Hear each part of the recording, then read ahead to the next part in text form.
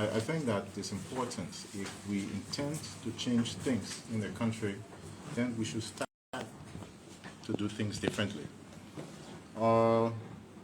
We were sworn into office, and we are supposed to assume the responsibility that the people of the Republic of Liberia have given to us. And all lawmakers have been attending session, but unfortunately, there are most of the lawmakers who do not even have offices to work from. And this matter, I think, is a serious concern to most of the lawmakers, and I thought it wise that plenary addresses it. What is happening over here at the Capitol right now is that there are few offices that are in good condition, which are considered to be the Chinese section, where the Chinese built and renovated. So you have a bulk of the lawmakers trying to get these offices, and like having a rush over them. There has been a process whereby the committee owned offices and giving them to the chairman and co-chairs. I think my contention over here is that whether you belong to a committee, whether you don't have a committee, once you're a lawmaker and appointed by the people of Liberia, you need a space to operate from. Unfortunately, most of the spaces in the building are not decent. They are dark, no electricity. They are not cleaned. They're broken apart, doors falling apart. How do you expect the lawmakers to operate? I mean, these things, as soon as we come to work, these things were supposed to be in place on time so that you are free to do the business of the Liberian people. At the end of the day, here we are today. We have come to work, and then offices are not ready. And then when you are not doing the business of the Liberian people, then it's a breach of the Constitution of the Republic of Liberia, because once you are elected, and then you are sworn into office, it's time for you to start work. But contrarily, things are not the way that the Constitution has set it to be. And what happens over here if you don't do the business of the Liberian people? Then you hold the country at a standstill. So this is the reason why I placed this communication before plenary to be discussed. I was taken into an executive, but one may say you, quote unquote, are not being directly affected because this is one of the newest offices within this building. So why are you raising it now? And you were talking about offices not being in good condition. What's an old age problem? So it has been an old age problem. In the first place, over here, the fact that I'm not being affected does not mean I shouldn't talk about it. When something is wrong, you have to flag it so that it's corrected. If you want things to go on right in this country, we should be bold enough to come up and say what is wrong, whether it doesn't affect you or not. So this is the reason why I thought to flag it. Secondly, like you said, there are offices that are there that are in good condition. Yes, these people. The concern over here is that every lawmaker should be treated equally. They're not correct. No running water.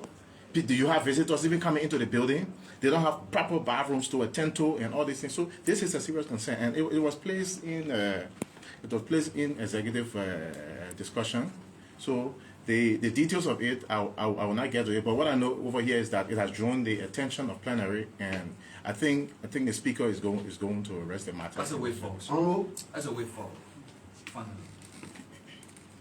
In addition to my colleague's statement, you are one of the newer lawmakers in Parliament, for sure, our legislature. Yeah. The concern being raised by you, my colleague Jeremy referred to it that this is an old age problem. The people in Barabo elected you as a representative. But like you are unhappy with the condition of the House of Representatives. Is it the case?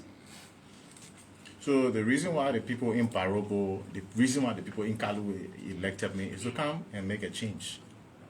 So I'm not going to come, since it's an old age problem, as everybody see it to be.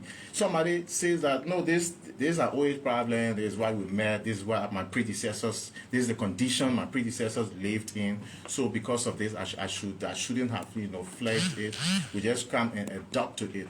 I don't believe in adopting to things that are not right, because this is where change starts from. The change for the nation starts from the house of the legislature.